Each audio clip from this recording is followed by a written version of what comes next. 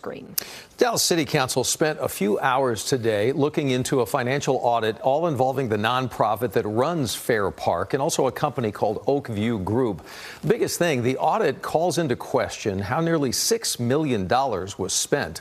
Olivia Leach has been watching all this unfold over at Dallas City Hall for us. What answers do we have this afternoon? How long did they get together for today?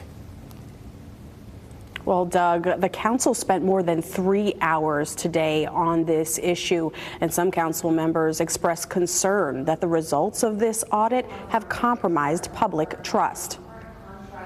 Fair Park First had an accounting firm look into the use of money they received from donors. It was supposed to be used for 5 specific Fair Park projects, including Cotton Bowl Plaza and a community park. But Fair Park First accountants found that out of $17,115,626 in donor restricted funds, Oak View Group, or OVG, spent $5.7 million on unrelated operations and unqualified projects in Fair Park. Now, Fair Park First says the money wasn't involved from taxpayers and that no fraud was involved in this allegation. Now, Oak View Group says they're not responsible for the $5.7 million deficiency, and they were fulfilling the responsibilities of their contract. The group also claims Fair Park First put it in writing to use the money for those projects. After the briefing, here's what a member of Oak View Group told me.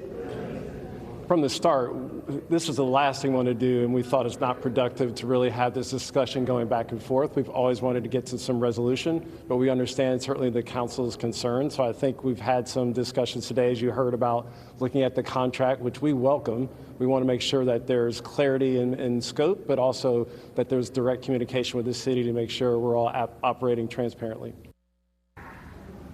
Now, Fair Park First says they want to work with OVG to make sure the funds that they say were misused were replaced and then actually used for the projects that donors had specified. Doug and Nicole.